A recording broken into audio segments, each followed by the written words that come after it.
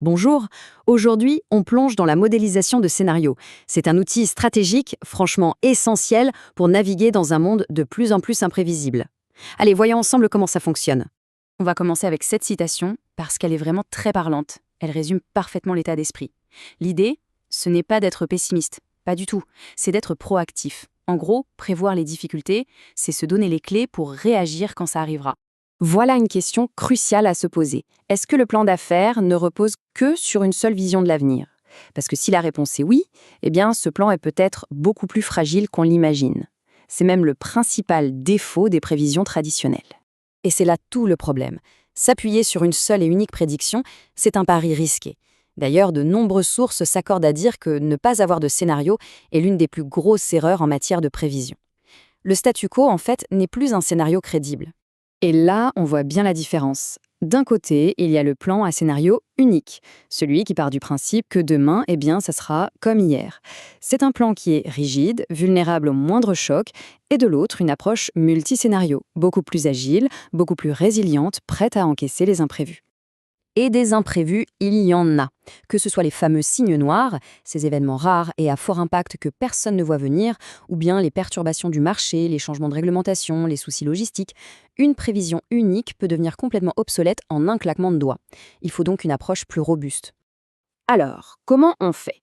La solution, c'est un cadre à la fois simple et puissant. Modéliser 3 futurs potentiels. C'est vraiment la base pour une préparation stratégique qui tient la route. D'abord, le scénario optimiste. C'est le best case, si on veut. On imagine que tout se passe pour le mieux. Le marché est hyper porteur, les revenus explosent les compteurs, les coûts sont hyper maîtrisés. Ce scénario, c'est la borne supérieure, le maximum qu'on peut raisonnablement espérer. Ensuite, le scénario réaliste. Lui, c'est le point d'ancrage du modèle. C'est le résultat le plus probable, celui qui se base sur les données qu'on a, sur les conditions actuelles. C'est la référence, le juste milieu pragmatique qui va nous servir de base de comparaison. Et enfin, le scénario pessimiste, le fameux worst case. C'est là qu'on va vraiment tester la résistance du plan. On imagine la pire situation possible, une économie en berne, des concurrents qui nous attaquent de partout, des problèmes internes. Le but, c'est d'identifier les points faibles, les vulnérabilités de l'entreprise. Ce tableau, il résume tout parfaitement. On prend les variables clés de l'activité, la croissance, les coûts, la concurrence, etc. et on fait varier les hypothèses pour chacun des 3 scénarios. On voit tout de suite comment un même modèle peut donner des résultats radicalement différents.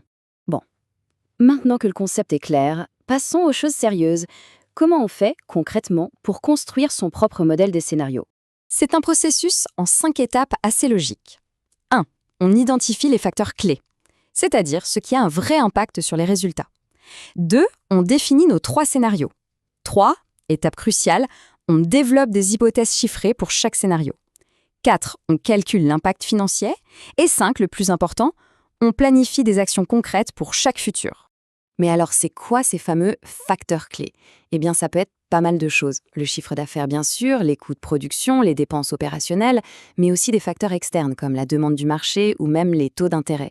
En fait, ce sont tous les leviers qui peuvent faire bouger les finances. Ok, mais à la fin, quel est le but de tout ça?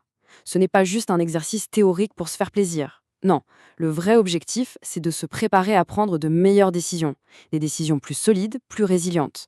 Et c'est vraiment le message à retenir. La modélisation de scénarios, ce n'est pas une boule de cristal. L'objectif n'est pas de deviner l'avenir. Le but, c'est d'être prêt, d'être agile, peu importe ce que le futur nous réserve. Les bénéfices sont vraiment clairs. On anticipe mieux les changements, donc on peut analyser et réduire les risques. Forcément, ça conduit à de meilleures décisions stratégiques et ça renforce la résilience de toute l'organisation. Au final, on alloue mieux ses ressources et on communique de façon plus transparente avec tout le monde. C'est devenu une pratique indispensable. Cette phrase, elle résume tout. Face à l'imprévisible, la seule réponse qui vaille, c'est d'être préparé. Et la modélisation de scénario, c'est précisément l'outil qui nous permet d'y arriver. On va terminer sur cette question, parce qu'envisager le meilleur, le probable et le pire, ce n'est pas de la divination, c'est la fondation d'une stratégie solide et durable. La vraie question, au fond, c'est à quel avenir une entreprise est-elle vraiment prête à faire face ?